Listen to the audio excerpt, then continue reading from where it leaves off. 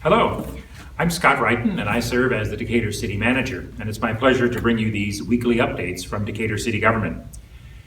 Many of you already know that the COVID infection rates have spiked in Macon County. The numbers are increasing especially among younger age groups, like those under 40. While preventive practices should be used everywhere and by everyone, we believe the greatest risk occurs in eating and drinking establishments and at large gatherings such as parties and sporting events where people are too close together for often extended periods of time. Now, listen, I enjoy going out and socializing as much as anyone does, but the city acknowledges that we all feel a little cooped up too, from all of the shelter-in-place orders and the cancellation of so many traditional summer events. When the Park District cancels fireworks, all the shows at the Devon, and the Park District does not open the old pool or the new water park, it frustrates everyone who's been looking forward to these uniquely summertime events. But we just have to make the best of it and come together in this time of crisis. At least through the end of August, we all need to just buckle down and do what's right. The governor has already put 4 Illinois counties on alert because their infection and hospitalization rates are too high. These are likely the first counties that could be ordered back to Phase 3 status. Macon County is not among them, but we all want to keep it that way. If we do not reverse these recent spikes in infection sooner rather than later, the outcome will eventually be that Macon County would have to revert to Phase 3 as well. If the state of Illinois declares that Macon County must roll back to Phase 3, that means no more indoor service of food and beverages anywhere, no groups of more than 10, salons, spas, fitness centers would be shut down, and frankly, life in general becomes a bit more dreary. Mayor Moore-Wolf recently participated in a press conference imploring Decatur citizens to cancel large social events, pressurize bars and restaurants to take the CDC protocols seriously, and just respect one another by implementing these very reasonable practices.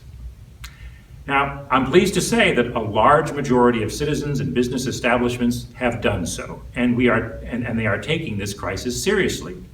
Thank you to all of those. We are grateful for this compliance and this attention to public health. But you know what? It only takes a few bad apples and a few hot spots where a small number of people ignore the protocols to unwittingly infect the entire community and drive up those numbers. Accordingly, you should know that the Macon County Health Department has started to include COVID compliance inspection findings for establishments that are required to have food handling permits from the county as a part of their inspections. Finding this information on the County Health Department's website is a little challenging, but if you have questions about the level of COVID compliance by any particular food and beverage establishment, you can contact the County Health Department.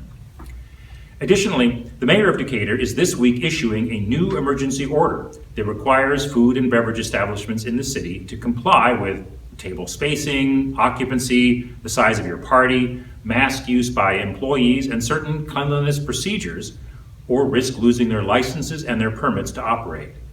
Decatur has come together in the past to get through crises. Now we need to do it again.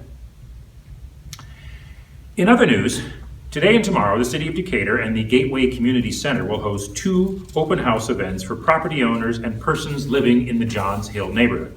Now, because of COVID, the event has been set up as a walk-through, read, look, comment, and then leave activity where no more than a few people are in the room at any one time, all of them masked and practicing social distancing. And the purpose of this meeting is to review Phase 1 plans for this very unique neighborhood improvement project, which has been funded by the Howard G. Buffett Foundation. The work of the city and of neighborhood revitalization can continue, even with COVID restrictions, and this project is evidence of that.